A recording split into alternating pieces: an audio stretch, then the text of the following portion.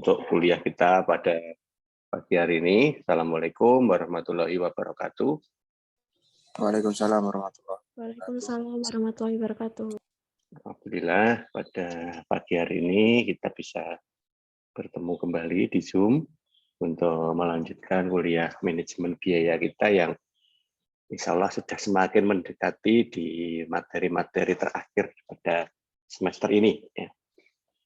Harapannya dengan sudah sebegitu banyaknya materi yang pernah disampaikan, maka pemahaman terkait dengan bagaimana kita memanage atau mengendalikan biaya itu setidaknya ada tambahan.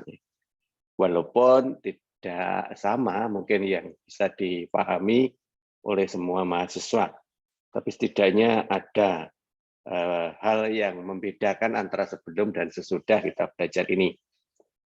Paling gampang penggunaan konteks manajemen biaya itu adalah dengan cara menerapkan prinsip manajemen secara utuh. Ya, paling gampang di situ.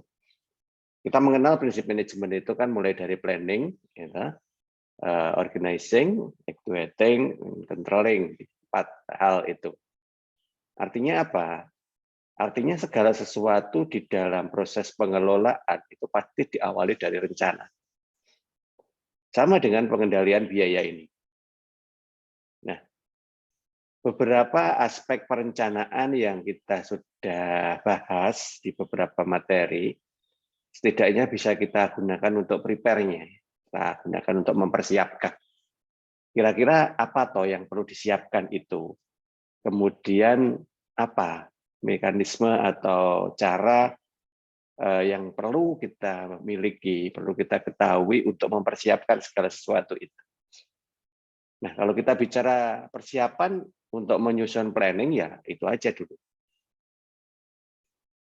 Apa dan seperti apa caranya, itu nanti tergantung pada situasinya.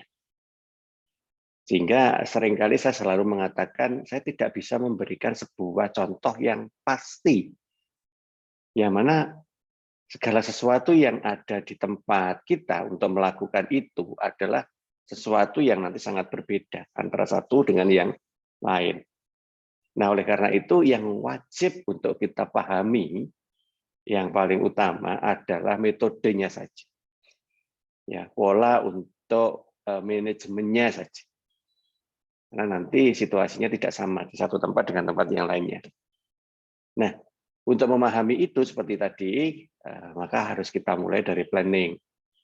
Sehingga kita harus bisa mengidentifikasi hal-hal apa yang perlu disiapkan dalam planning, dengan menggunakan cara seperti apa untuk menyusun planningnya itu.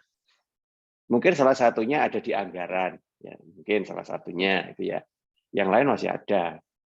Nah, sehingga kita bicara terkait dengan bagaimana kita mengendalikan berdasarkan penganggarannya. Nah, kemudian bisa saja nanti kita juga akan libatkan beberapa hal yang lain terkait dengan konteks manajemen biayanya.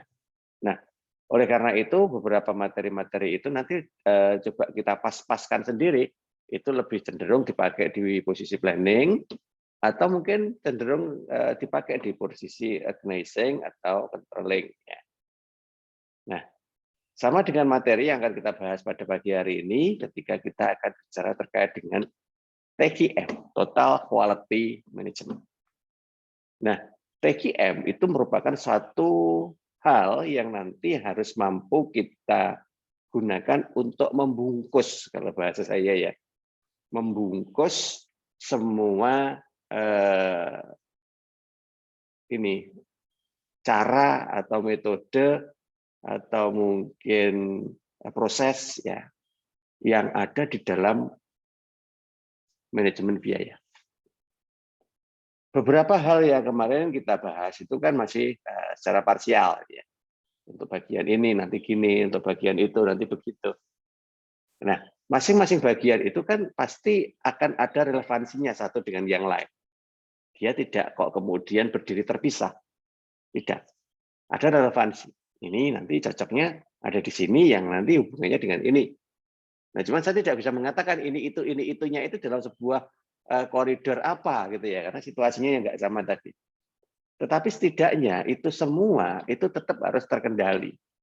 Kalau kita bicara controlling ya sini, berarti nanti kita akan melihat itu semua dalam satu bingkai bentuk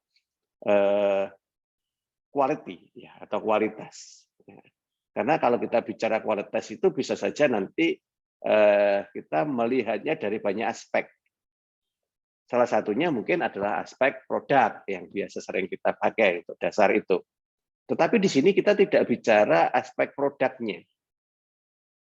Kita di sini bicara terkait dengan aspek manajemennya, ya quality dari manajemennya. Karena nanti ketika kita bicara aspek produknya, maka quality-nya itu ada di tempat yang terpisah. Kita tidak bicara di sini. Ya, jadi ada di quality barangnya atau quality jasanya. Tetapi karena kita di sini bicara terkait dengan manajemennya, maka yang saya katakan quality di sini adalah quality dari manajemennya. Ya. Nah, sehingga jangan sampai salah menempatkan. Nah, disebut manajemen yang berkualitas itu jika bagaimana? Jika kita itu memang pertama sudah menggunakan prinsip manajemen, itu pasti. Makanya ya nggak hanya hari ini toh, itu ingat saya sudah berulang kali saya katakan untuk menggunakan mekanisme ini maka harus dimulai dari penggunaan prinsip manajemen yang benar. Ya. Karena ukuran dari kualitas itu nanti memang harus dimulai dari penggunaan prinsip manajemen yang benar. Nah, pertanyaannya mungkin kenapa kok harus pakai prinsip manajemen? Nah, maka kita akan mencoba melihat dalam sebuah rangka pembangunan manajemen knowledge. Kalau mungkin sekilas saya bisa sampaikan bahwa yang namanya manajemen itu sudah ada perubahan, ya sudah ada evolusi ya dari awal sampai yang saat ini. Ada banyak sekali evolusi-evolusi yang sudah kita lewati hingga kemudian mekanisme manajemen yang berlaku saat ini itu berbentuk seperti itu. Ya. Namun apapun evolusinya, itu semua pasti diawali dari adanya kondisi yang terjadi pada lingkungan bisnis. Jika lingkungan bisnis itu berubah, bisa saja nanti perubahan lingkungan bisnis itu bisa melakukan pergeseran paradigma. Ya, paradigmanya bisa ganti. Kalau dulu misalkan ya kita contohin aja, bisnisnya itu masih bisnis konvensional, tradisional, katakanlah gitu. Nah, kita contohin aja misalkan berdagang gitu ya.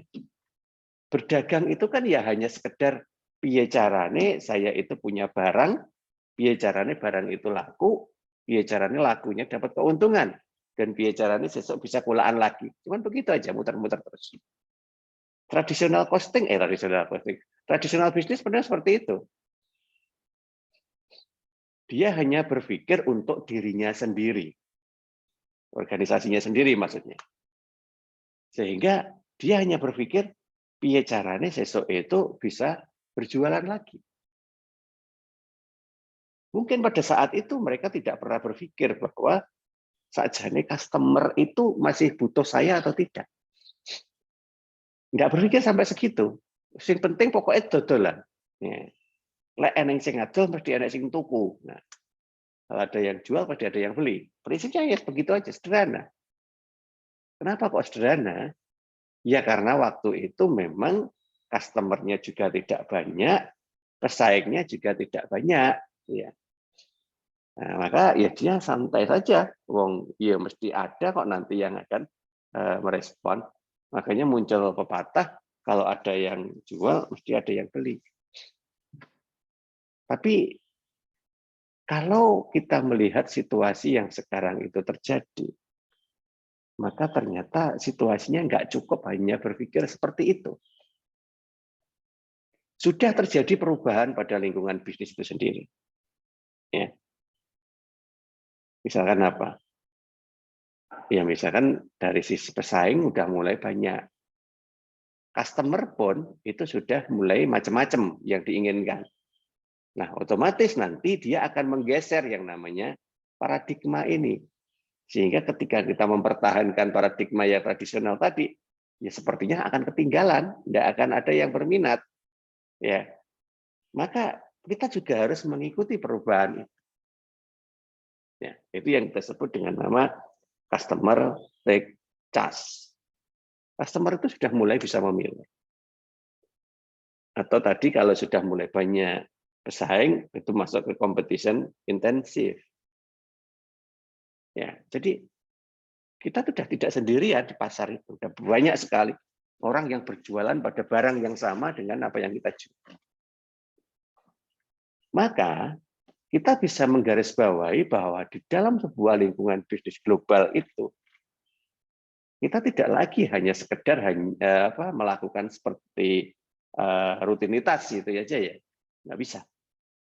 Karena kita sudah harus mampu berubah sebelum segala sesuatunya itu mengubah kita. Change becomes change. Karena apa? Karena segala sesuatu itu nanti pasti akan terjadi yang namanya perubahan. Sehingga kita harus melakukan perubahan itu sendiri. Nah, di sini.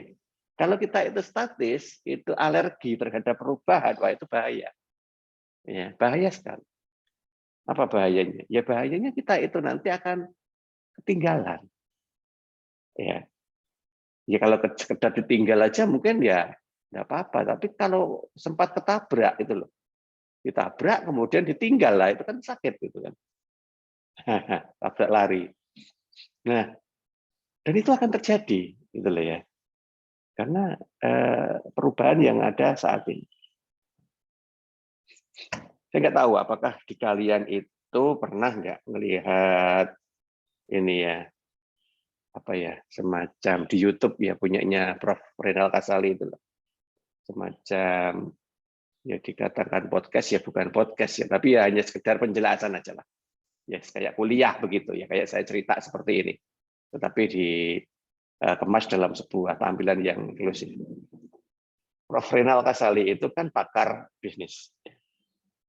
Di mana banyak sekali hal-hal baru yang disampaikan oleh Pak Profesor itu yang mengubah kondisi bisnis yang ada saat ini.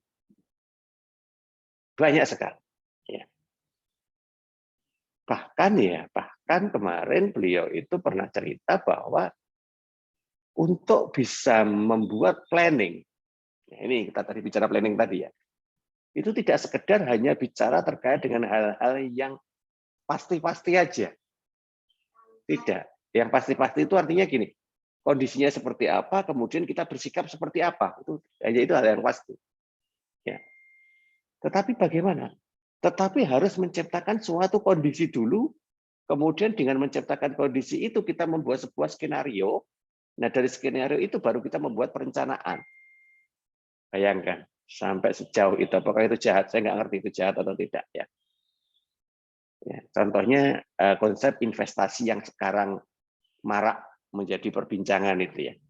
Mau disebut investasi bodong atau investasi enggak, itu kan kita nggak ngerti. Orang jual investasi sekarang itu nggak seperti dulu. Kalau dulu orang jual investasi itu ya skemanya yang dijual. Skema investasinya seperti ini, nanti keuntungannya seperti ini, seperti itu. Dulu begitu di tradisional, masih disebut tradisional ya. Tetapi hal seperti itu kan membuat orang itu jenuh. Uang skema itu loh paling mirip-mirip aja. Yang namanya investasi itu kan prinsipnya kalau punya modal, kemudian diinvestkan, investasi itu berkembang, perubahannya paling ada di berapa persen, terus bagaimana kita nanti mengambil keuntungannya, bagaimana kontrak investasinya, ya cuma begitu aja. Apa objeknya, selesai. Nah, ya gitu-gitu aja, cuman dimainkan macam-macam dan segala macam begitu. Nah, akhirnya orang ketika diajak ngomong terkait dengan konsep investasi ya jenuh, paling ya semono kae. Udah paham gitu ya. Akhirnya ketertarikan di investasi itu jadi rendah. Ya itu yang saya sebut dengan nama customer take charge tadi. Customer itu semakin pinter. Nah, sekarang supaya konsep investasi itu diminati, gimana caranya? Nah, orang akhirnya kan berpikir, sajane wong investasi itu mau mencari apa sih? Mau nyari apa? Dia itu nyari apa? Nyari keuntungan nih pasti. Oke, mayoritas nyari keuntungan. Keuntungan buat apa? Ya, buat investasi lagi atau paling tidak ya ditunjukkan, dinikmati. Lifestyle, gaya hidup. Nah, kemudian disurvei, mayoritas investor-investor itu apa yang diinginkan dari investasi? Mengubah gaya hidup. Oke, kalau begitu kita jual lifestyle-nya. Sekarang coba lihat aja orang-orang pamer di YouTube itu yang katanya sugih, ya, mobilnya harga miliaran, rumahnya apalagi, gaya hidupnya apalagi, ya, dengan bahasa yang halus, santun, ya, akhirnya kan menarik perhatian orang. Nom aja loh, masih muda itu sudah punya harta ratusan miliar. Nah, terus orang kan berpikir, terus dia kerja apa? Wong sik muda kok. Terus ketika ngomong di YouTube kan ini bukan warisan orang tua saya, ini hasil pekerjaan saya. Ya, katakanlah loh, orang masih berusia ya 30-an tahun misalkan begitu. 30 tahun itu kan nggak mungkin dia kerja 30 tahun. Orang mulai kerja itu kan paling enggak kan ya usia di atas 17 tahun lah, 15 tahun ke atas ya. Kalau 15 sampai 30 itu kan hanya butuh waktu 15 tahun. Bagaimana bisa 15 tahun itu langsung menghasilkan ratusan miliar kalau bukan dari warisan. Nah, akhirnya orang kan tertarik untuk ngikutin. Kerja opo? Oh, ternyata dia investor. Dia bermain opo? Nah, nyebut merek ya. Binomo katakanlah begitu. Jadi saya nyebut merek. Nah, terus kayak ngopo sih kok itu bisa menghasilkan segitu banyaknya lah? Orang kan akhirnya tertarik. Apalagi dipermudah dengan platform-platform yang ya gampang untuk di-download lewat HP, apapun HP-nya. Dengan modal kecil, bahkan 50.000 aja sudah bisa main. Nah, ya, kemudian kalau kalah ya penak ngomong ya, terakhir modalnya kecil kok ingin gede kan tidak mungkin. Mancing pakai cacing kok dapetnya lumba-lumba kan tidak mungkin. Mancing cacing kita dapetnya lele paling gede. Nah, misalnya seperti itu. Nah, inilah suatu ketertarikan yang kita bisa katakan apakah itu terjadi begitu saja? Oh, tidak. Itu by design. Ya, by design. Jadi ada orang mengatakan bahwa si anak muda yang tadi ya itu hanya sebagai sebuah objek iklan untuk menarik investasi itu. Misalnya saya hebat-hebatnya wong investasi dalam waktu sesingkat itu langsung bisa menghasilkan miliaran rupiah, kan hal yang enggak lazim. Ya enggak lazim terus siapanya kan gitu pertanyaannya. Kan enggak mungkin orangnya. Ya pasti metodenya kan begitu. Baik itu metode untuk berinvestasinya atau justru malah metode di dalam investasinya itu sendiri. Akhirnya kan terkuak semuanya saat itu. Seperti itu ternyata bermain. Nah, inilah yang kita sebut dengan nama customer take charge. Semuanya itu sudah berubah. Nah, kalau itu misalkan dibiarin terus, ya maka akan semakin banyak orang yang akan mengubah mindset bisnisnya itu mengarah ke hal yang seperti itu. Bahkan walaupun itu dipermasalahkan sekalipun oleh aparat hukum, karena orang itu sudah kadung tahu mekanisme seperti itu, akhirnya menjadi sebuah paradigma baru. Ya, menjadi sebuah paradigma baru yang tertanam di dalam sebuah proses.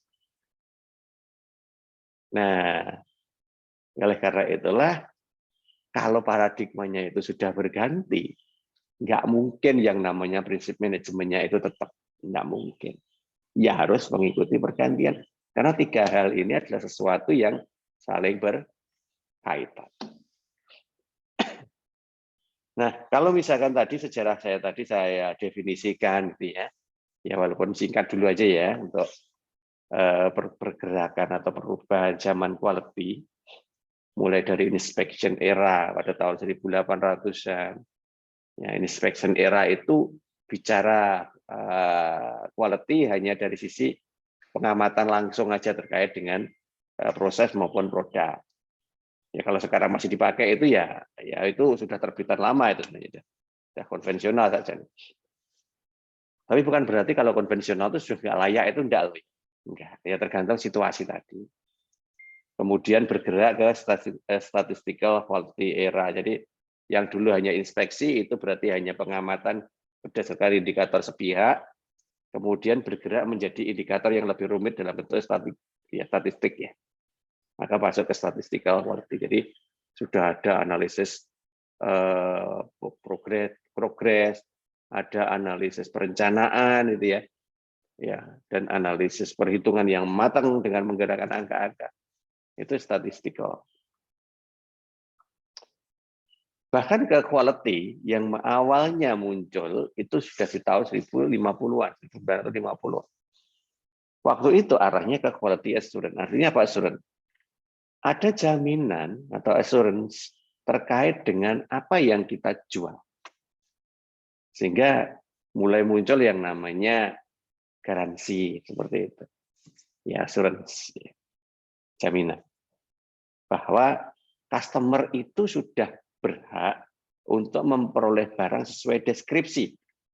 Sehingga ketika tidak sesuai dengan deskripsi kemudian terjadi pergantian, yaitu sesuatu yang wajar.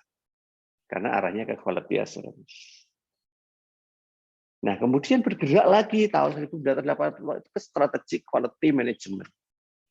Ya. Itu sudah bergerak sampai sejauh itu. Nah, sehingga apa yang kita pahami saat ini di dalam quality management ini, itu sebenarnya bukan hal yang baru. Sudah lama sebenarnya, 1980-an itu sudah mulai dikembangkan. Nah, namun seiring dengan waktu, perkembangannya itu semakin kompleks gitu aja. Kalau hanya secara konsep ya paling seperti itu tadi ya. Nah, oke, ini kalau kita gambarkan ya masing-masing tadi ya. Nah, apa dampaknya sekarang? Beberapa perubahan-perubahan itu kan menuntut perubahan cara juga. Ya. Jadi tugas kita itu sebenarnya bukan hanya sekedar menjalankan apa yang harus dilakukan ya. Ya kalau seperti itu ya biarlah orang-orang yang cara berpikirnya sederhana itu yang melakukan. Tetapi kalau kita itu berpikirnya itu sudah kompleks, maka yang akan kita lakukan adalah mencari cara-cara baru untuk menyikapi terjadinya perubahan-perubahan itu tadi. Salah satunya ini, penggunaan value-based strategy. Ya, apa value-based? Value-based itu merupakan sebuah cara atau strategi yang dibentuk dengan membuat sebuah indikator, yang indikatornya itu nanti bisa dinilai secara benar. Artinya penilaian itu ya bisa penilaian secara format angka, atau juga mungkin skor gitu ya. Sehingga muncullah beberapa aspek kinerja yang nanti bisa kita gunakan untuk menerjemahkan atau mewakili kondisi yang terjadi dari informasi yang kita tangkap. Paling gampang ini aja yang kita contohin ya, rasio. Kalau kita melihat atau mau mengukur kinerja keuangan. Analisis rasio. Analisis rasio itu merupakan suatu cara untuk menjelaskan bagaimana kondisi keuangan yang terlaporkan di situ dalam laporan keuangan kan tentunya dari 4 aspek. Likuiditasnya, ya, aktivitasnya, profitabilitasnya, dan rentabilitasnya. Nah, seperti itu. Sehingga masing-masing aspek itu nanti bisa mewakili kondisi yang terjadi pada perusahaan itu. Nah, itulah yang kita sebut dengan nama value, ya, ternilai. Nah, kalau kita tahu bahwa nanti kita akan diukur di posisi value itu, tentunya kan kita tidak kemudian merencanakan sesuatunya itu sesuka kita kan? Enggak. Tetapi kita harus merencanakan berdasarkan ukuran yang nanti akan dipakai untuk mengukurnya. Misalkan kalau kita mau diukur dari sisi likuiditas, ya sudah, berarti kan kita harus optimalisasi dari sisi aktiva lancar dan utang lancarnya. Misalkan seperti itu. Optimalisasi. Nah, sekarang bagaimana bentuk optimalisasinya? Nah, itu baru dipikirkan lebih dalam lagi. Nah, siapa yang melakukan? Bisa manajemen, bisa karyawan, tetapi yang lebih baik lagi adalah gabungan dari kedua. Yang kita sebut dengan nama knowledge content. Jadi hal-hal seperti itu kan bisa dimunculkan bagi orang-orang yang memang memiliki knowledge content. Ya. Kalau hanya sekedar mentalitasnya adalah pegawai yang ya datang pagi pulang sore, datang pagi pulang sore, mengerjakan rutinitas yang berulang-ulang, itu tidak termasuk di dalam ini knowledge content itu ya. Ya, dia hanya dibutuhkan skill aja, sudah cukup. Tetapi skill itu ya ada keterbatasan karena apa? Karena skill itu hanya fokus pada satu bidang. Nanti kalau bidang itu berkembang, skill-nya itu harus di-upgrade. Nah, sekarang mampu nggak menerima update yang baru itu? Nah, bagi orang-orang yang terbiasa berpikir menggunakan metode knowledge content ini, mau di-upgrade kayak apapun tidak masalah. Dia merupakan pionir dari upgrade-nya itu kok. Nah, jadi kan iso mengikuti terus gitu ya. Jadi tidak bakalan ketinggalan. Nah, oleh karena itulah maka beberapa aspek-aspek tadi akan kita coba satukan menjadi sebuah metode baru yang nanti menjadi satu kesatuan proses dari pelaksanaan aktivitas operasional di sebuah lembaga, mulai dari perencanaan sampai dengan evaluasi. Maka kita sebut dengan nama Total Quality Management, atau kalau di Indonesia kan ini ya, manajemen kualitas terpadu. Nah, lebih dekat lagi sekarang di dalam konteks manajemen biayanya. Nah, TGM itu tadi kemana arahnya? Ada dua. Ya. Yang pertama, bagaimana nanti kita akan menyusun sebuah strategi yang berdampak terhadap biaya produksi, dan otomatis nanti juga akan berdampak terkait dengan pendapatannya. Kita contohin aja kemarin ketika kita bicara tentang EBC dan EBM. Ya. Itu semua merupakan salah satu hal yang menjadi contoh bahwa terjadi pergerakan mulai dari traditional costing ke contemporary costing. Kenapa bergerak? Ya karena terjadi perubahan paradigma. Kenapa terjadi perubahan paradigma? Ya karena terjadi perubahan lingkungan bisnis. Nah, jadi begitu keterkaitannya masing-masing ya. Nah, kalau misalkan memang kita sudah mengetahui bagaimana arah dari TGM itu tadi, maka ya setidaknya mulailah kita berpikir untuk merencanakan, karena kita bicara manajemen mulai dari merencanakan.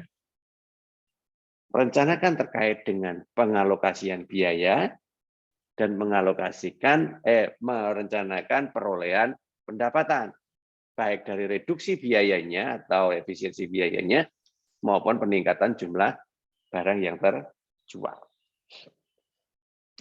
Nah, maka cara-cara seperti ini nanti kita akan gabungkan menjadi sebuah total quality management.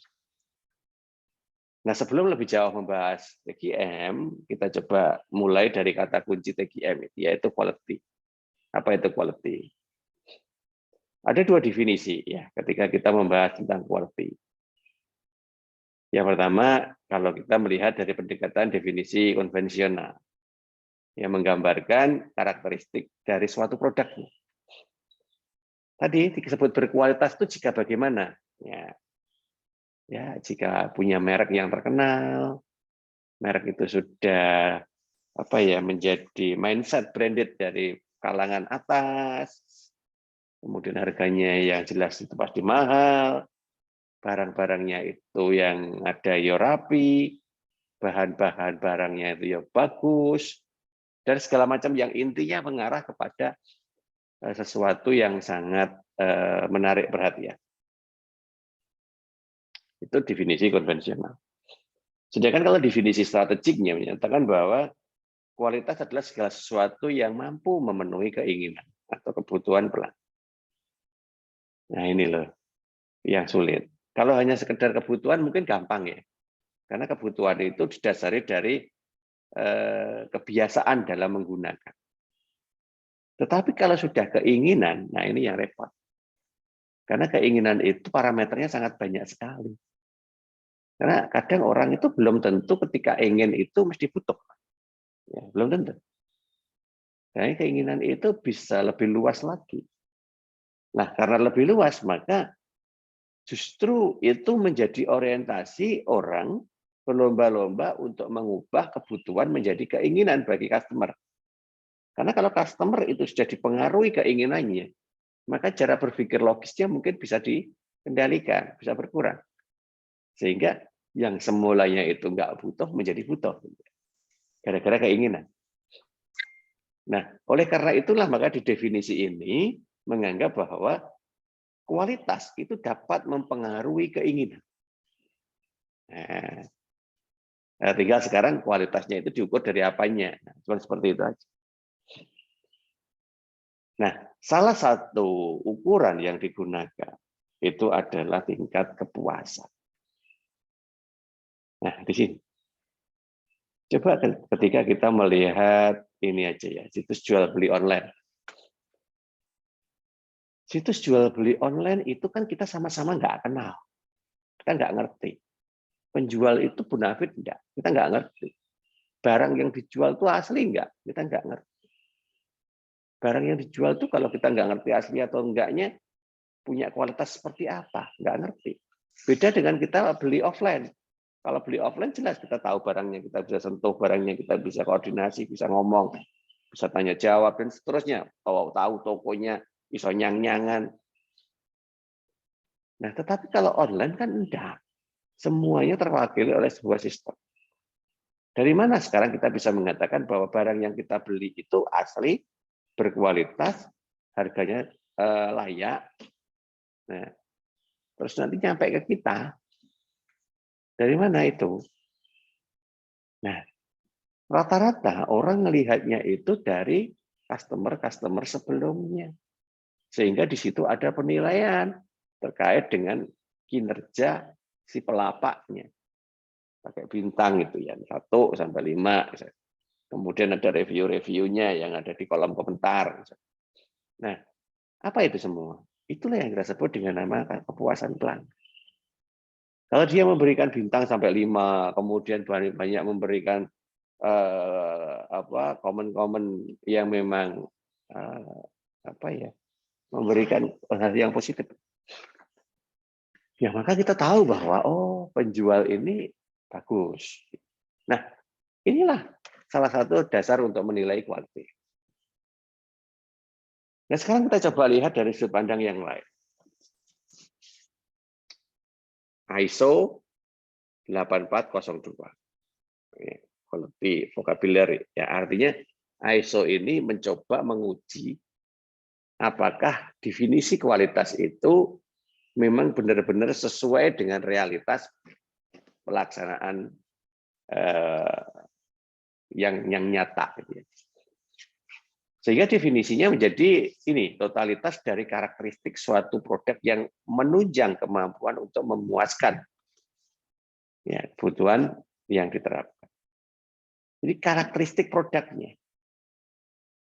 Sehingga ISO itu benar-benar menentukan bahwa produk A itu harus punya karakteristik seperti ini. Produk B, produk C, produk D, dan seterusnya.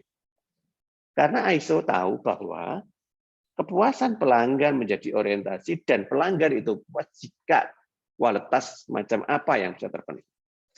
Sehingga supaya nanti punya standarisasi quality, maka ada lembaga sertifikasi quality semacam ISO itu yang mempunyai indikator untuk dipakai masing-masing pihak produsen ataupun penjual. Ya. Kalau sudah mampu memenuhi indikator itu, berarti kualitasnya bisa distandarisasi. Sehingga kita bisa mengatakan, oh itu berkualitas. Nah, seperti itu. Ya, dari sisi apa aja, macam-macam. Misalkan dari customer satisfaction-nya tadi. Nah, atau kebutuhan atau persyaratan untuk bisa memenuhi status itu. Ya. Nah, ini adalah sebuah mekanisme dalam menetapkan. Sehingga mungkin ada 3 jenis kategori produk yang bisa diidentifikasi langsung kualitinya ya. Yang pertama jelas barang. Yang kedua adalah software. Ya, software itu nanti ya harus bisa diuji kualitinya. Dan yang ketiga pasti ya servis atau jasa. Nah, inilah sesuatu yang menjadi konteks secara bentuk definisi dulu dari quality. Nah, sekarang bagaimana kalau misalkan kita mencoba mengemasnya itu ke dalam sebuah konteks manajemen quality. Ya.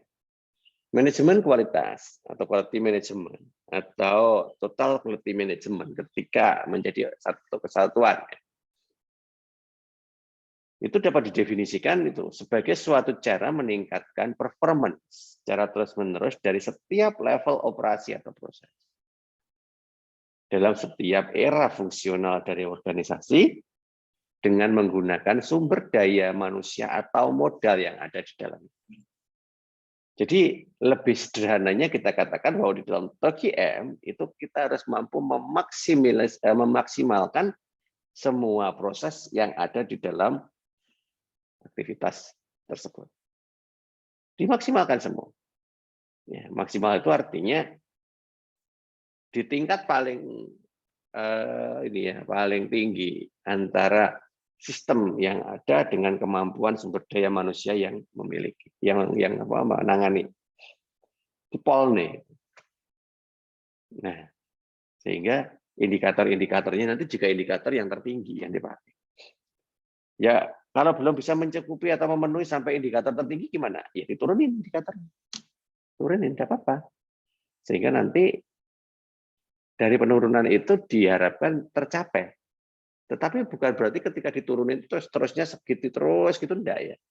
Ya nanti suatu ketika kalau sudah menjadi sebuah habit, kebiasaan di level itu, maka level dinaikin. Maka dengan sendirinya nanti akan mencapai level tertinggi di dalam TQM itu tadi.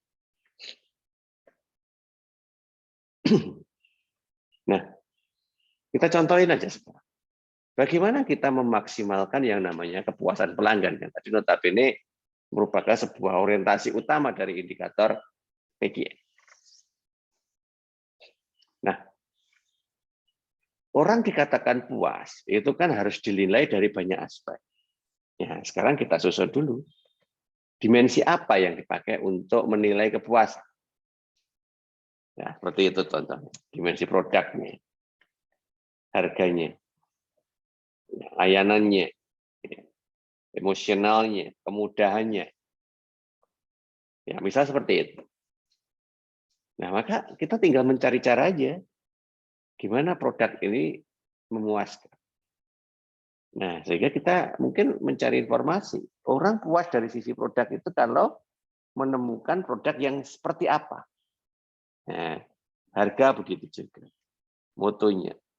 Kalau emosional itu yang tadi. Selama kita mampu untuk mempengaruhi customer, untuk minimal mengubah dari need menjadi want itu tadi, maka di situ sudah bisa menyentuh ke dimensi emosional. Nah, ternyata dimensi emosional inilah yang banyak mempengaruhi keputusan-keputusan berikutnya. Nah, maka dari itu banyak sekali yang kemudian menjadikan ukuran dimensi emosional itu menjadi prioritas paling utama. Ya. Nah, karena dia mampu mempengaruhi banyak aspek yang lain. Cuman biasanya nggak lama. Ya, tergantung kita nanti mampu membackup-nya sejauh mana. Nah, itu kalau kita lihat dari dimensi secara umum ya, yang nanti mendukung kepuasan pelanggan.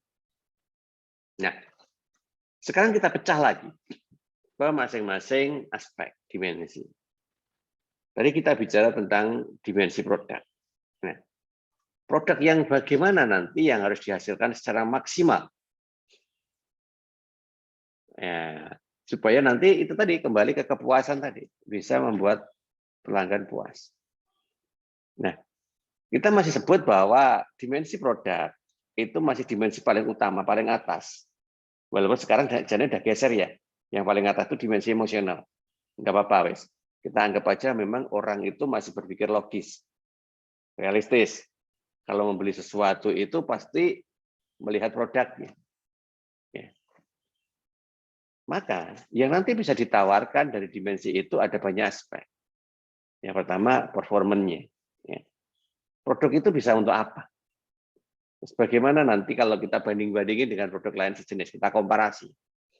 Plus minusnya di mana? Nah, seperti itu. Nah, sehingga performanya nanti kelihatan.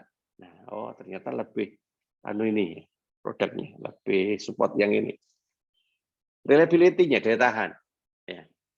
Itu ketika performanya bagus seperti itu nanti mengurangi reliability enggak? Oh, ternyata enggak. Reliability-nya sama, daya tahannya sama, walaupun performanya tinggi. Contoh misalkan gini ya, era sekarang untuk handphone itu adalah handphone fast charging, misalkan begitu aja. Yang diisi dalam waktu 1 jam itu dari 0 itu sudah sampai 100. Yang dulu kalau belum fast charging paling untuk sampai 100 itu butuh waktu 2-3 jam. Nah, sekarang mungkin di bawah 1 jam. Nah, itu kan performanya sangat bagus itu. Karena bagi orang-orang yang sibuk, yang hanya ngecas itu hanya punya waktu sebentar, ya, tetapi dia menginginkan daya tahannya itu nanti lama, nah itu sangat bagus performance. Tapi bagaimana dengan durabilitasnya nanti? Nah, ini reliabilitas dan durabilitas. Nah ini durability ada di bawah. Nah itu harus dipertimbangkan. Oh, jangan-jangan gara-gara itu fast charging baterainya nggak umur suwi, nggak bisa tahan lama, cepat rusak. Nah seperti itu. Dan ternyata enggak, gitu kan? Ternyata baterainya itu juga sudah dikondisikan bahwa dia itu support fast charging, misalkan. Sehingga reliability-nya tidak terganggu, apalagi durability-nya. Ya sama dengan umur baterai pada umumnya itu ya. Sama. Nah, kemudian fiturnya apa yang mungkin bisa dibanggakan, bisa ngapain? Apa yang menjadi yang lebih biasanya di sini. Karena orang melihat produk itu biasanya yang ingin dibandingin salah satunya adalah fiturnya. Yang mana dia pasti menginginkan dari sisi harga itu lebih rendah, tetapi dari sisi fitur lebih banyak. Nah, di sini. Konsisten itu artinya antar produk sejenis itu masih mendapatkan fasilitas yang sama enggak? Jangan-jangan ganti produk nanti ganti ini ya, ganti kondisi. Ini nggak boleh. Jadi harus sama. Dan yang terakhir ada desain. Karena bagaimanapun juga orang pasti melihat desain itu sebagai pertimbangan suka atau enggak suka. Bahkan kadang bagi sebagian orang desain ini jadi prioritas paling utama untuk mengukur mutu. Ya. Menjadi segala-galanya. Jadi gara-gara bentuk elek serasa senang, padahal ya segala sesuatu yang lainnya itu bagus-bagus gitu. Hanya karena kalah bentuk. Nah, kemudian kalau di dimensi mutu, apa yang dianggap itu bermutu? Yang pertama jelas produk itu harus reliable. Antara apa yang dideskripsikan dengan apa yang terjadi dalam penggunaannya itu harus sama. Katanya bisa buat ini, bisa buat itu, nah, bisa enggak? Nah, reliability. Responsiveness, artinya segala perubahan yang mungkin terjadi untuk menyesuaikan apa yang harus kita sesuaikan di dalam produk itu cepat, ya, tidak menunggu waktu lama, gitu ya.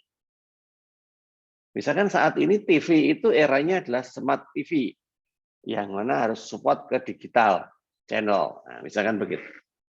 Ya sudah, karena memang sudah digembar-gemborkan bahwa TV itu harus digital channel, maka gimana caranya semua TV itu bisa didigitalisasi channelnya dengan biaya yang murah. Nah, responsiveness-nya apa? Buatlah produk-produk yang bisa mendukung TV-TV lama untuk bisa digital channel. Atau membuat TV-TV baru itu murni semuanya tanpa ada perangkat tambahan sudah digital channel. Nah, contoh seperti itu. Assurance. Ya, jaminannya bagaimana? Jaminan kualitas itu biasanya diukur oleh merek. Ya, dah. Sudahlah, nggak usah bohong.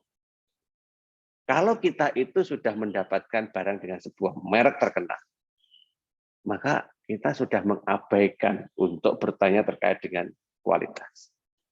Karena kita sudah mengasumsikan hanya dengan merek itu saja quality-nya nanti akan mengikuti. Nah, ya kan? Ya, seperti itu. Beli apa? Cewek. Beli baju bermerek, branded. Ya. Mahal sih, karena memang branded itu ya. Nah, sehingga sudah tidak lagi melihat quality gitu ya. Yang dilihat hanya uangnya cukup enggak, dipakainya itu pas enggak, udah cukup gitu aja. Nggak berpikir model, nggak berpikir jahitan, nggak berpikir warna, kadang-kadang ya. Nah, seperti itulah. Gara-gara assurance. Dan yang keempat, empati. Nah, empati itu artinya ini ya, respon yang terjadi antara customer dengan produsen. Ya, seperti apa empatinya? Misalkan orang itu yang semula cuma iseng mau beli, hanya gara-gara ada empati dari penjualnya, nah itu bisa mengubah yang sebelumnya itu dia tidak butuh aja menjadi pengen. Gila, pengen itu kan kebutuhan bisa diciptakan. Nah, seperti itu. Nah, inilah gara-gara empati. Nah, empati, assurance, responsiveness, dan reliability adalah bagian dari dimensi mutu. Nah, sedangkan kalau dimensi emosional, bagaimana? Ya, ada 3 ini ya, yang paling utama. Yang lain terjadi masih banyak. Pertama, estetik. Ya, di tinggu wong kae kok apik ya. Kita kadang nggak berpikir, kan kita ngelihat produk baju dipakai di ininya, ya manekinnya bisa boneka, bisa juga model. Wah, kok dipakai iso pas. Kok ya disawang ya patut. Nah, kadang kita nggak berpikir bahwa yang make itu atau ukuran badan yang make itu seperti apa, ya. Kita hanya berpikir lah ikut tak pakai juga setidaknya pandangan orang itu seperti kita memandang ketika dipakai oleh model tadi. Nah, itulah estetik. Ya. Karena estetik itu adalah sesuatu yang unik. Kita tidak bisa membuat standar dari estetika. Yang ada hanya caranya mempengaruhi untuk memunculkan bahwa apa yang dilakukan itu bernilai estetik. Warung juga begitu kan, saat ini kan menjamur sekali ya di Ponorogo. Nah, Ponorogo memang kota pejuta warung. Ya. Ketika orang itu tahu bahwa warung itu banyak, tetapi tetap pengen aja orang itu ke warung, ya. Berarti kan ada sesuatu yang menjadi daya tarik orang itu untuk ya setidaknya mampir atau syukur kalau mau berlama-lama dan mengkonsumsi banyak di warung itu. Ya, salah satunya adalah estetik. Ya, apa yang membedakan? Ya karena estetik, tapi estetik itu unik. Saya sebut unik itu karena itu tidak ada standar. Untuk dikatakan dia itu berestetika, itu yang seperti apa? Nah, nggak ada standar. Selama orang yang mengaksesnya itu merasa nyaman, maka disitulah disebut dia punya nilai estetik. Nah, ya paling ukurannya biasanya begitu aja. Nah, nyamannya itu ditunjukkan dari apa? Di kedua, self-expressive value. Ada sebuah ungkapan dari diri seseorang tersebut berdasarkan ekspresinya, ya, yang merespon terkait dengan kondisi yang sedang dia nikmati. Nah, ketika dia itu mempunyai nilai estetik, maka kemudian dia merasa nyaman, maka secara emosional dia betah di situ. Ya, kalau betah itu kan minimal pada saat itu dia akan banyak mengkonsumsi apa yang dia inginkan, ya, bukan yang dibutuhkan lagi, tapi yang diinginkan. Dan setidaknya nanti ke depan masih ada harapan dia balik lagi untuk melakukan hal yang sama, syukur kalau membawa orang lain juga. Nah, itulah yang disebut self-expressive value. Nah, itu semua nanti harus didukung oleh brand personality supaya melengkapi dimensi emosional. Brand personality itu kayak apa? Ya contoh paling sederhana itu adalah ini ya, menyapa. Menyapa, sederhana kan? Sesuatu itu kan jadi dimulai dari sederhana tetapi manusiawi, ya kan? Menyapa, sehingga ada interaksi yang kuat antara pihak yang menjual dengan pihak yang membeli. Nah, sehingga interaksi itu dapat mewakili barang yang dijual oleh pihak penjual itu tadi ketika pembeli itu ingin lebih jauh mendapatkan informasi terkait dengan produk tersebut. Maka itu disebut dengan nama brand personality. Nah, itu semua nanti akan sudah mengubah dari dimensi emosional. Ya. Orang customer-nya itu diperhatikan, dilayani dengan baik, diajak ngobrol, diberi kesempatan untuk mereview, ya, memberikan pendapat. Nah, itu kan sudah merasa bahwa ada penghargaan lebih. Ya, apalagi kalau hal-hal yang lain atau produsen yang lain itu belum mempunyai konsep seperti itu. Ya, maka itu dianggap sebuah konsep baru yang membedakan atau menjadi sebuah nilai tambah. Ya. Nah, ini sudah langsung mempengaruhi dimensi emosional.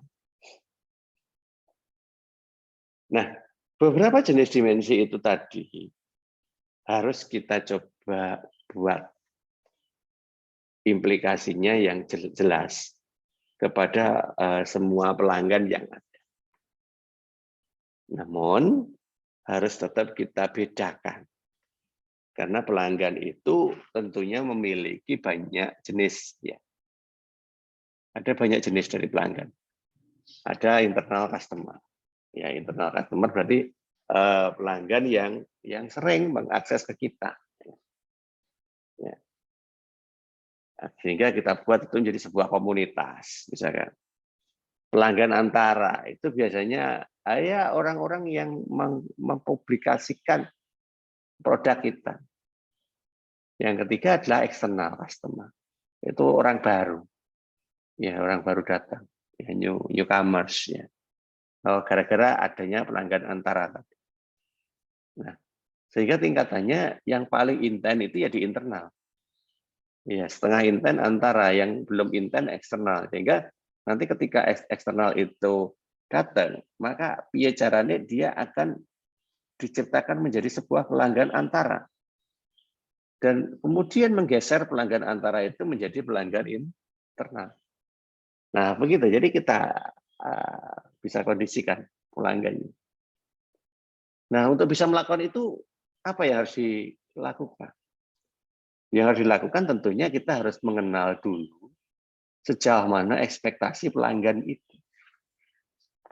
Ya, karena dengan adanya ekspektasi itu nanti dia akan punya persepsi, baik itu terucap, tertulis maupun ya hanya dipendam saja.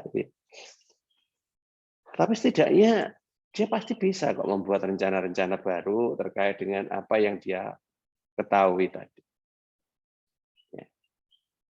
Nah, untuk itulah maka faktor-faktor yang nanti dapat mempengaruhi itu coba kita kondisikan. Kebutuhan dan keinginan yang berkaitan dengan hal yang dirasakan. Pelanggan itu merasakan bagaimana. Kemudian untuk pembanding, karena pelanggan itu kan tidak mungkin baru sekali itu aja datang ke tempat kita. Ya mungkin beberapa kali, atau mungkin dia pernah datang di tempat-tempat yang lain, sehingga berusaha untuk mencari pembanding. Kemudian mengakses orang lain, sehingga kita coba jadikan orang-orang yang nanti ada di sekitar tempat kita itu berusaha itu menjadi sebuah marketing. Ya. Sehingga bisa menceritakan bagaimana pengalamannya. Dan yang terakhir yang biasa dilakukan dari zaman dulu adalah iklan. Ya. Walaupun sekarang zamannya sudah modern, tetap aja iklan itu dibutuhkan. Tetapi cuma caranya aja yang berubah. Ya. Kalau dulu iklannya itu adalah iklan-iklan yang sifatnya hanya mempromosikan produk saja, ya. Tetapi sekarang kita tidak lagi orientasi pada produk, tetapi aspek-aspek yang nanti bisa kita ceritakan ketika menggunakan produk tersebut. Nah, jadi seperti itu. Jadi kita harus mencoba situasi-situasinya itu sesuai dengan kebutuhan. Nah, untuk mengetahui itu bagaimana?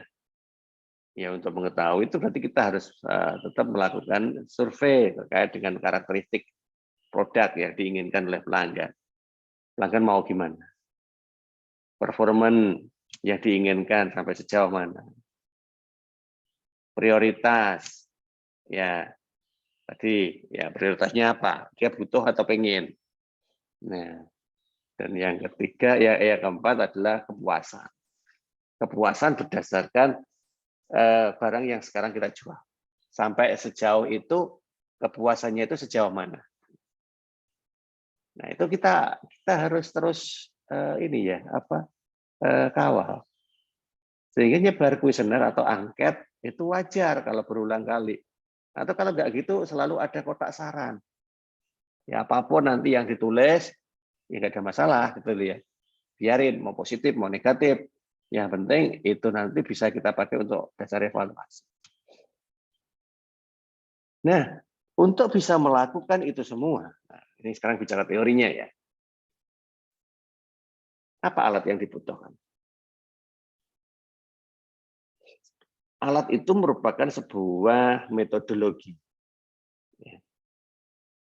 Metodologi yang kita bisa gunakan untuk membuat TGF. Ada 4 ya. Ya nanti kalau memang ada yang lain nanti monggo ditambahkan, tapi dalam pemahaman saya itu ada 4 nih untuk alat-alat TGF. Benchmark, Balance Scorecard, Six Sigma, dan ISO. Ya. Kita coba lihat ya. Apa itu benchmark atau benchmarking? Ya gampangannya ngomong benchmarking itu studi banding. Iya. Artinya apa? Ada sebuah kegiatan untuk mencoba melakukan perbandingan antara apa yang kita lakukan dengan yang sudah dilakukan pihak yang harusnya di atas kita. Jangan sampai studi banding kok di bawahnya, dia percuma gitu ya. Yang ada di atas kita. Sehingga kita bisa mengevaluasi kinerja proses bisnis, biaya, siklus, waktu, produktivitas, ya atau kualitas lain. Ya. Karena sekali lagi kita katakan itu nggak ada standar. Kita harus membuat standar itu sendiri. Nah, standar yang kita buat itu dasarnya apa? Ya customer. Ingat, customer kita sama customernya orang beda. Ya, customer orang mungkin perilakunya nggak sama dengan customer kita. Oleh karena itu, ya nggak usah berpikir persis seperti apa yang dilakukan oleh orang lain. Yang kita ambil hanya konsep-konsepnya toh aja. Misalkan tadi, kinerja proses bisnisnya, biayanya, siklusnya, waktu, produktivitas, dan seterusnya. Ya. Kita bawa sendiri ke tempat kita, kemudian kita sesuaikan. Karena dengan penyesuaian itulah kita nanti mampu untuk mencoba menerapkan menjadi sebuah praktek yang baik di tempat kita. Nah, itu benchmark. Nah, bagaimana metodologinya? Memang harus ada cara, tahapan, ya, atau mungkin prioritas yang harus kita lakukan.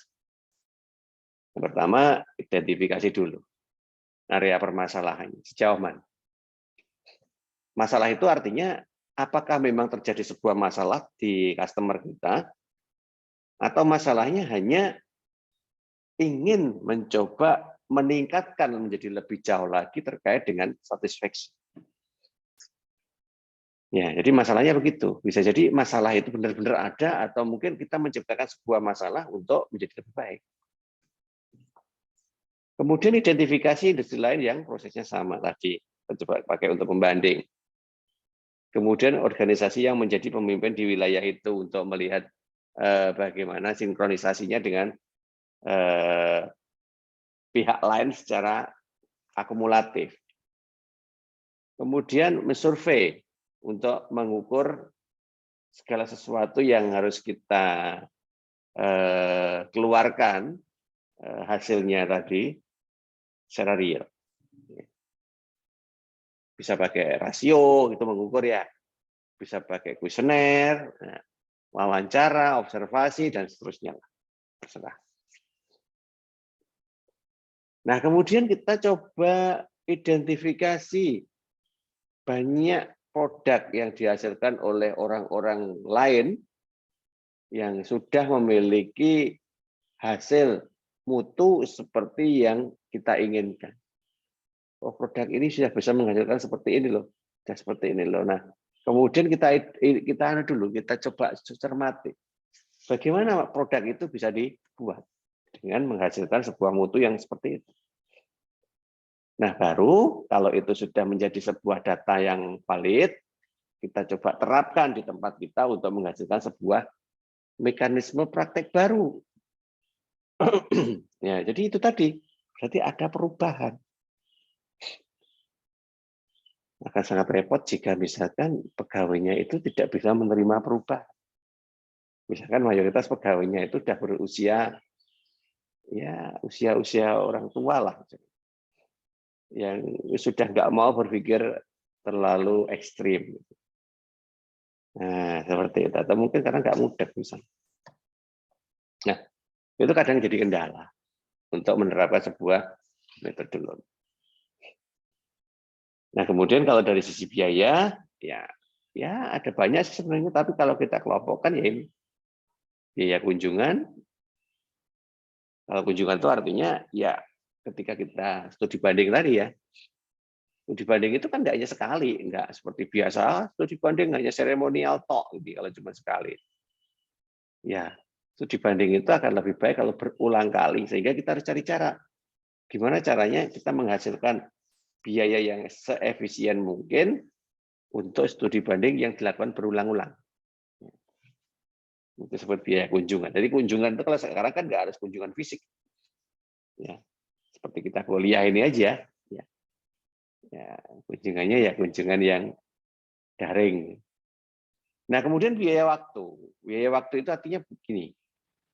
Karena proses itu membutuhkan waktu dan kita tidak tahu bahwa untuk mencapai seperti apa yang kita inginkan tadi, targetnya itu butuh waktu berapa lama. Padahal dalam waktu yang berjalan itu kita tetap harus bisa menghasilkan keuntungan.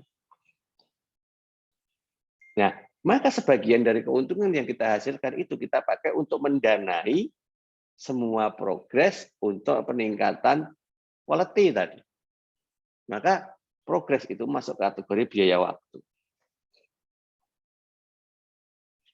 Kemudian ada juga biaya benchmark-nya database. Ya.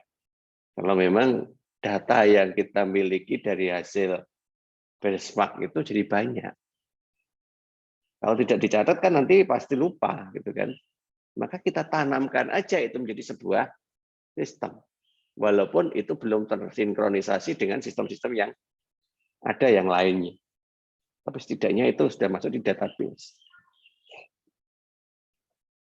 Nah, benchmark itu sendiri nanti karena saya katakan tadi ya berulang gitu ya. Kayaknya benchmark kok cuma sekali datang tok, seremonial tok ini. Nah, sehingga kita nanti bisa ini memprioritaskan benchmark jenis mana yang akan kita dulukan. Ada proses benchmark, financial benchmark, inspektor, ya, performance, produk, strategi, fungsional, best in class-nya. Best in class itu yang menjadi terbaik dalam skala visinya. Kalau visinya nasional, ya terbaik nasional. Itu disebut best in class. Atau mungkin operasional benchmark. Ya, ini jenis-jenisnya. Sehingga kita nggak mungkin cuma sekali datang kemudian bisa merengkuh semua jenis benchmark. Karena benchmark yang baik itu datang, tahu, konsep, jalanin, evaluasi, benchmark lagi, balik lagi seperti tadi. Nah, terus. Nah, sehingga ketika datang ke tempat yang sama itu harusnya mencoba benchmark pada proses atau jenis yang berbeda. Nah, seperti itu.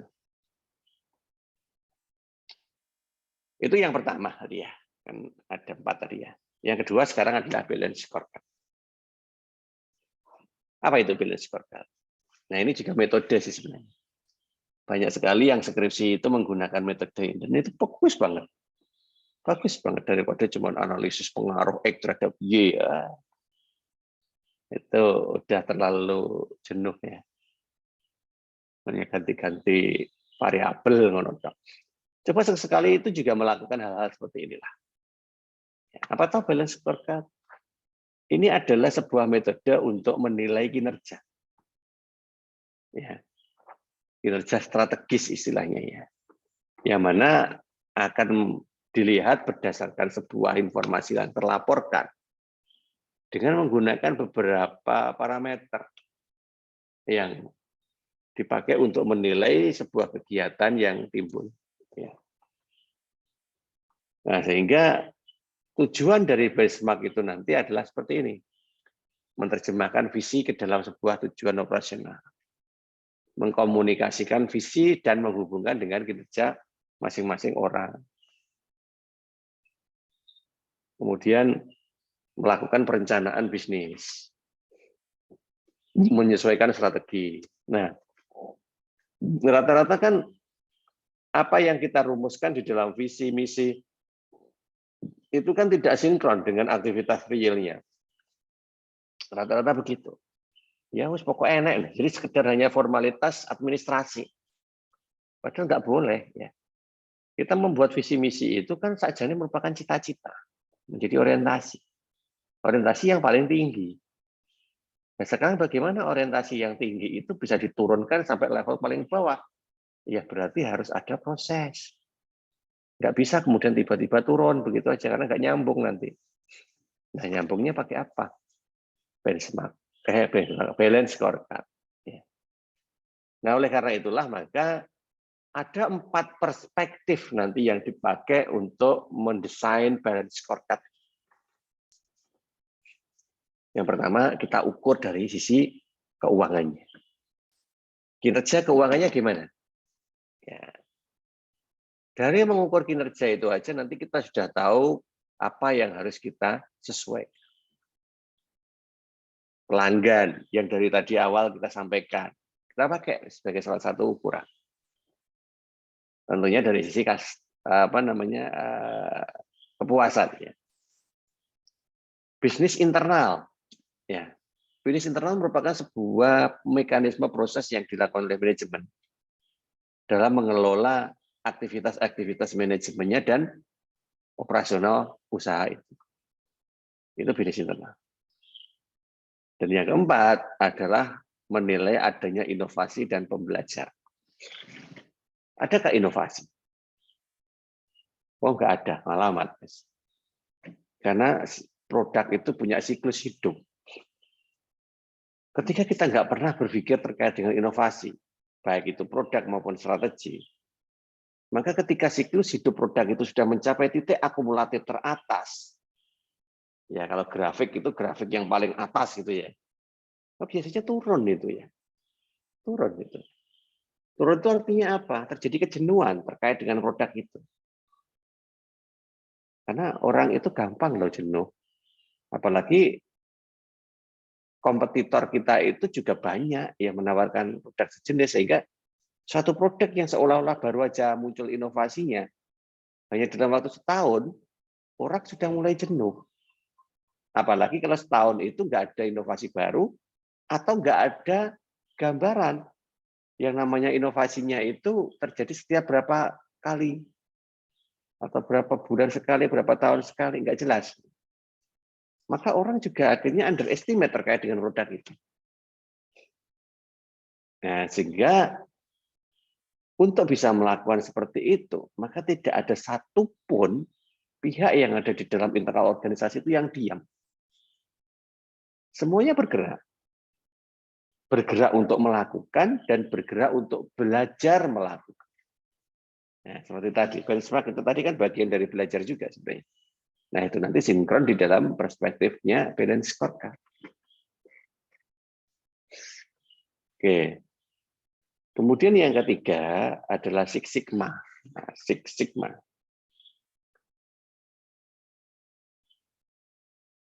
Ya. Jadi karena ada Six, maka ya kita coba lihat apa aja itu. D, M, E, I, C, T. Ya. Ada Six ya. D, define. Ya. M, measure. E, analyze. I improve. C, control. T adalah tool. Ya. Nah, itu yang pertama. Kemudian yang kedua adalah di MADV. Ya. Ya, hampir sama sih. Cuman kalau di MICT itu tadi adalah sesuatu yang berada di awal. Ya, strategi di awalnya, define, coba mendefinisikan seperti apa kondisinya. Kemudian setelah kita tahu kondisinya, baru kita ukur, measure. Kita ukur coba sejauh mana sih itu segala sesuatunya itu berdampak. Kemudian ukurannya kemudian kita analyze. Kita bangun analis baru, analis dari aktivitas-aktivitas itu yang ditargetkan untuk menemukan suatu perbedaan atau perubahan yang menyebabkan segalanya itu harusnya menjadi lebih baik. Nah, kalau sudah tahu caranya, baru kita improve. Ya. Kita lakukan improvisasi terkait dengan desain analyze itu terkait terhadap realitas dari pekerjaan rutinnya. Ya, improve. Nah, setelah itu berjalan, jangan lupakan kontrol. Ya, kontrol terus. Nah, supaya itu tidak meleset atau menyimpang ya. Dan sediakan semua alat-alat yang dibutuhkan untuk bisa berimprovisasi. Nah, oleh karena itulah maka di dalam Six Sigma itu nanti punya beberapa prinsip. Satu, pelanggan, itu pasti ya, menjadi fokus. Kedua, mengetahui setiap permasalahan yang ada. Kemudian yang ketiga, buang hal-hal yang tidak diperlukan di situ. Jadi tidak usah mempertahankan atas alasan apapun terkait dengan sesuatu yang ada di dalam organisasi itu. Ya, kalau nggak sesuai ya dibuang langsung. Kemudian libatkan partisipasi banyak aspek, banyak pihak. Bahkan sampai dengan customer. Customer itu jangan hanya diberi produk untuk membeli aja, tapi juga diajak berpikir untuk ke depan produk seperti apa yang Anda inginkan. Ya.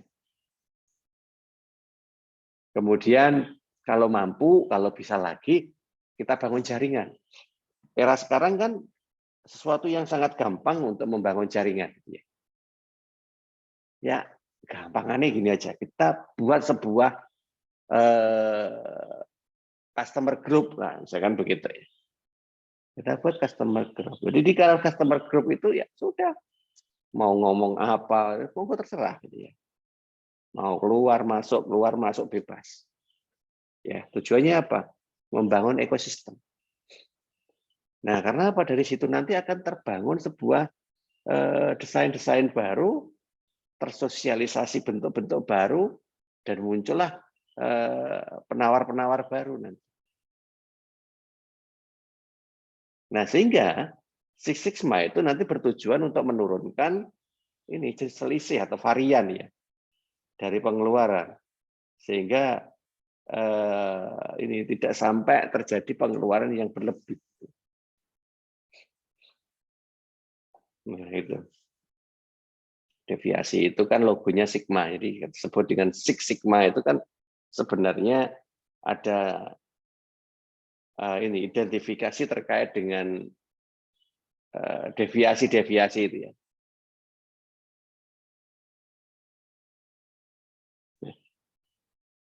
Dalam teorinya ada sig ya, ada 6 deviasi yang mungkin terjadi itu tadi. Nah, di dalam Six Sigma itu ada standar errornya.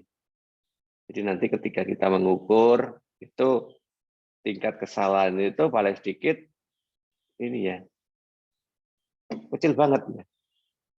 Hanya 0, ya, 0, atau 3,4 per 1 juta peluang ya, atau mencapai 99,9966%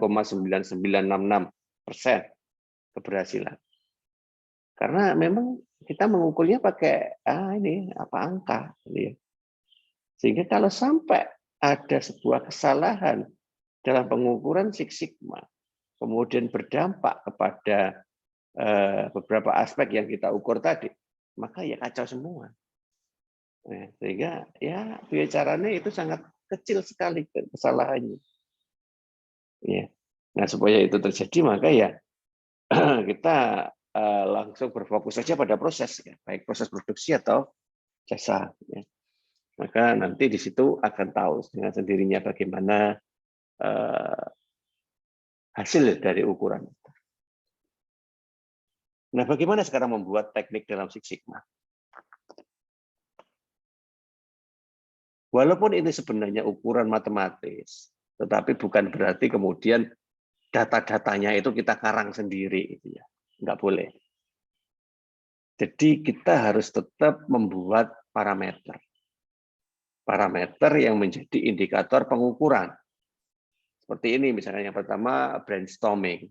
Ya, kayak tadi loh. Kenapa tadi kok yang dimunculkan adalah orang-orang yang sukses? Yang pertama tadi. Wah, duitnya iki oleh tenan kok ngendi, gak ngerti, yang jelas dia itu sudah bisa pamer, punya harta benda yang menunjukkan simbol orang-orang sukses. Nah, itu sebenarnya kan brainstorming sebenarnya ya. Ada sebuah gagasan untuk mengunci persepsi orang, gitu ya, bahwa ketika berada pada produk seperti itu mampu menunjukkan bahwa dia itu adalah orang sukses. Nah, itu brainstorming. Jadi suatu cara untuk mempengaruhi cara berpikirnya pelanggan. Itu yang pertama. Kedua, root cause analysis. Jadi menganalisis permasalahan itu mulai dari akar masalahnya. Ya, akar masalahnya itu ya kita bisa lakukan dengan 5H1W. Ya. Oke, balik. 5W 1H harusnya. Why, who, what, when, where. Ditambah dengan how. Ya. How, tambah 1H. How, kurang 1. How, bagaimana. Ya. Itu akar masalahnya. Ya terserah mau dipasangkan sama apa, why, who, what, when, where, itu mau dipasangkan seperti apa, terserah. Ya, tapi yang jelas itu nanti dipakai untuk menemukan akar masalah. Customer, ya, contoh seperti apa? Nah, makanya kita buka layanan customer bebas pulsa, ya, online. Kemudian sistem 5R yang kita pakai untuk menunjukkan bahwa yang kita lakukan itu segala sesuatunya itu memang sudah sesuai dengan ISO. 5R, rapi, resik, rajin, rawat, ringkas. Nah, itu kan standar ISO 2001. Ya.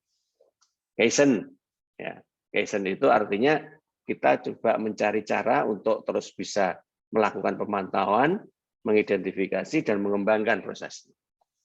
Balik ke benchmark tadi, ya, supaya ada standar-standar yang bisa kita bangun berdasarkan dari capaian-capaian orang yang lebih sukses. Kemudian ini istilahnya Pokayoke. Ya, apa Pokayoke? Pokayoke itu gini, suatu cara yang dilakukan untuk menghindari adanya sebuah kesalahan dengan melakukan sebuah strategi dengan membuang hal-hal yang tidak efisien. Jadi kita identifikasi dulu semua aktivitas itu, kemudian temukan hal-hal yang tidak efisien itu dibuang. Supaya apa? Tidak sampai menyebabkan terjadi kesalahan strategi. Monggo, kalau mau diterjemahkan ke dalam sebuah kejadian itu terserah. Ya, Pokayoke itu seperti itu. Dan yang berikutnya adalah value stream mapping. Ya, mengukur desain yang nanti layak untuk dikembangkan. Nah, itu teknik dalam Six Sigma. Ya mungkin ini masih terlalu kasar ya, belum sampai mendetail gitu ya. Karena kita nggak bisa mendetail kalau nggak ada objek. Ya, tapi setidaknya karena kita bicara teori seperti yang tadi saya katakan, pahami dulu aja.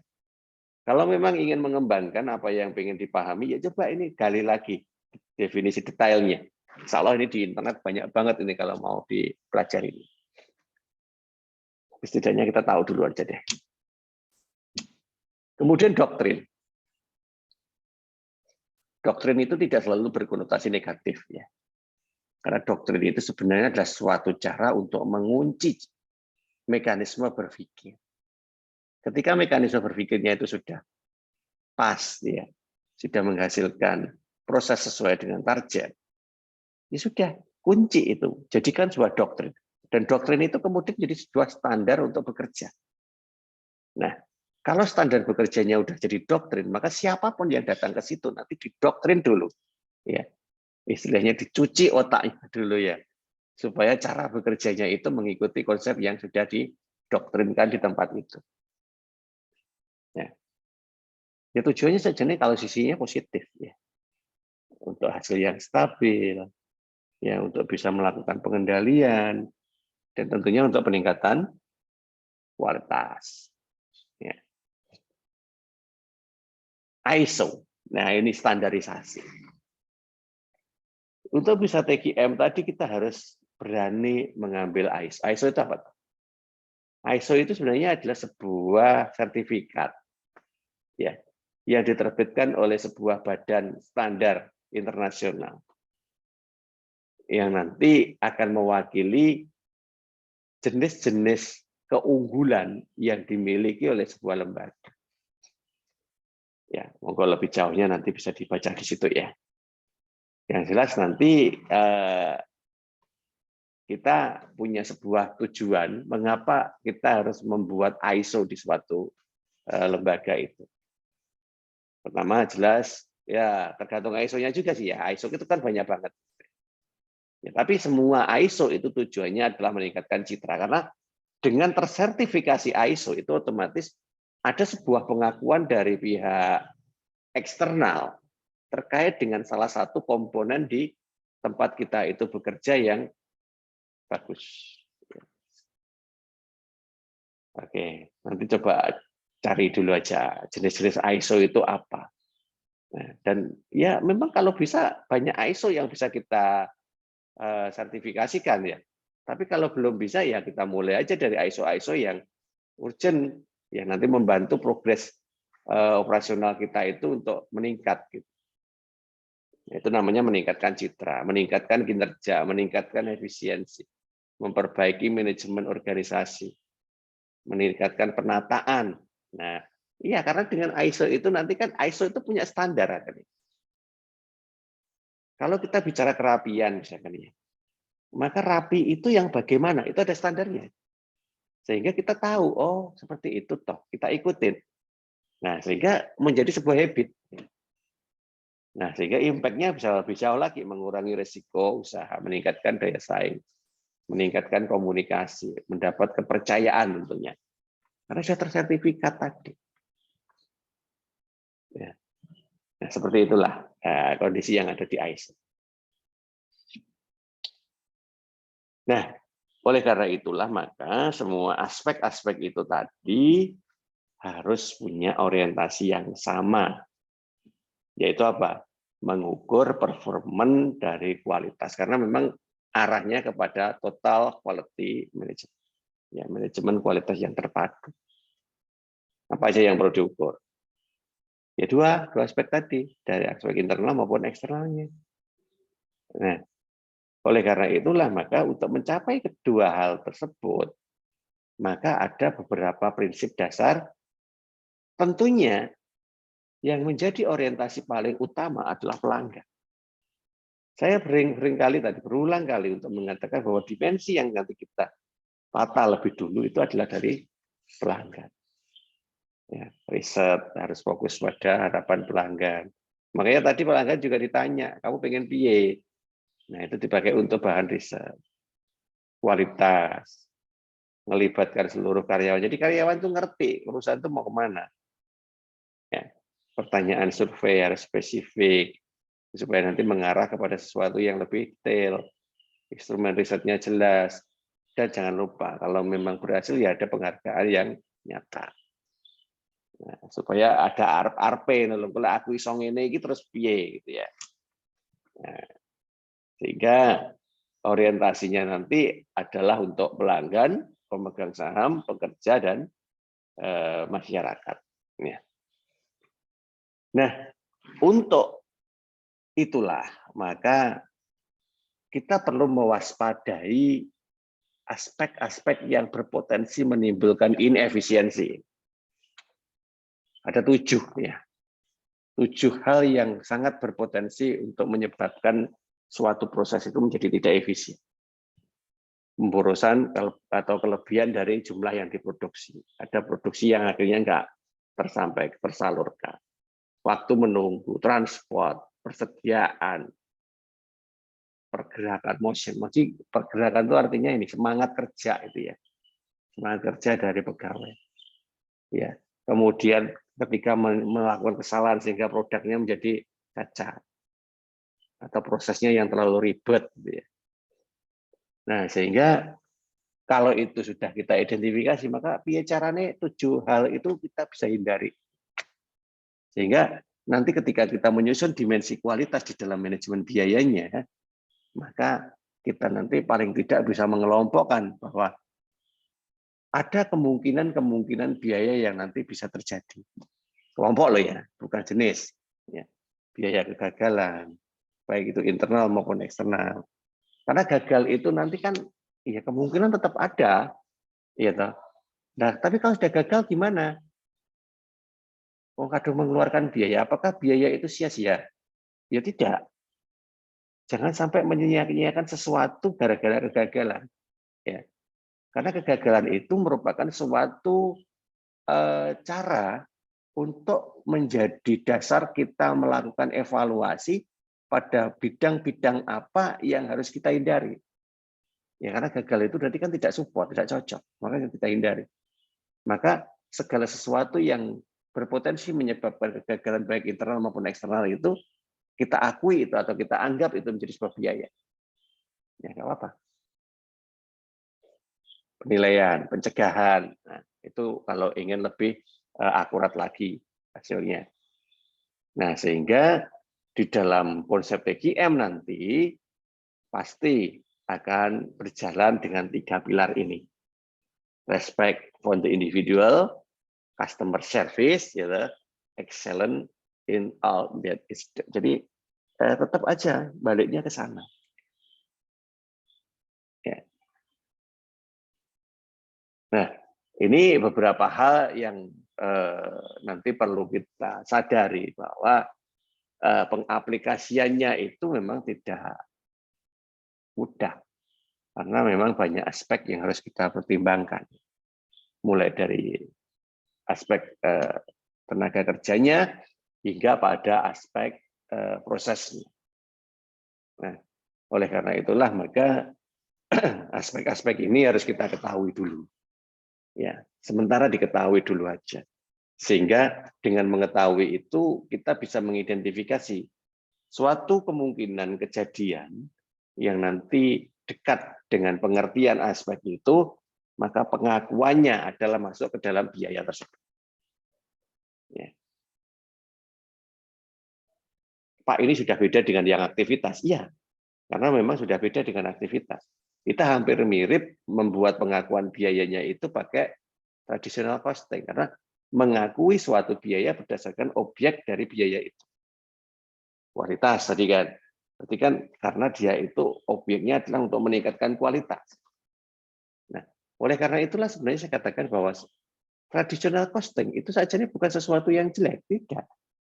Ya, karena dia bagaimanapun juga masih berperan untuk mencoba mengidentifikasi yang namanya biaya. Itu. Dan kedua, dia sudah sangat familiar untuk digunakan dalam sebuah laporan biaya apapun. Ya, sehingga ya jangan kok kemudian menganggap oh itu perlu diganti atau tidak, jangan dulu. Ya, jangan dulu karena bisa saja sebenarnya itu adalah sebuah mekanisme yang belum selesai aja kegagalannya itu. Ya, gara-gara kita hanya mengidentifikasinya terlalu kasar itu tadi. Nah, untuk didetailkan seperti ini misalkan ya, untuk bisa mendetail seperti ini, maka butuh teori untuk mencoba memetakan bagaimana nanti kita mengelompokkan aspek-aspek biaya itu sehingga tadi orientasinya efisiensi dan inefisiensi itu bisa terpisahkan. Nah, kalau itu sudah terjadi, maka dengan sendirinya progres berikutnya itu bisa kita jalani gitu ya. Karena di dalam TGM itu sendiri kan stepnya banyak tadi. Ya, maka step-step itu harus kita mulai dari step paling awal, kemudian bertahap. Ya, tidak tahu apakah dalam satu periode kepemimpinan atau dalam satu proses atau dalam satu bahkan mungkin satu riwayat kerja kita di tempat itu selesai. Belum tahu juga. Yang jelas setiap saat itu terus ada continuous improvement. Kesimpulannya itu. Oke, mungkin sampai di sini dulu aja yang bisa saya ceritakan atau saya jelaskan terkait dengan TGM. Mungkin ada pertanyaan, monggo silakan.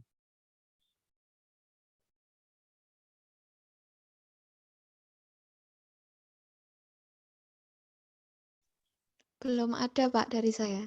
Oke, Mbak Francisca. Yang lain? Jangan lupa untuk absen. Ada 4 mahasiswa yang hadir hari ini. 1 nggak hadir ya, berarti ya. Hanya 5 aja. Siapa? Ya sudahlah. Yang penting absen dulu. Ya. Kalau memang belum ada yang ditanyakan, ya nggak apa-apa nanti kalau ada ide atau muncul pertanyaan mendadak, nggak apa-apa, nanti dicatat aja, disampaikan minggu depan atau disampaikan lewat WA grup, monggo silakan, nggak apa-apa. Kalau belum ada ya kita cukupkan sampai di sini. Semoga apa yang kita bahas pada hari ini ada manfaatnya. Insya Allah kita lanjut untuk menyelesaikan materi-materi kita di manajemen biaya pada pertemuan yang akan datang. Dari saya mungkin seperti itu. Saya akhiri. Assalamualaikum warahmatullahi wabarakatuh. Waalaikumsalam warahmatullahi wabarakatuh. Oke, silakan Liv.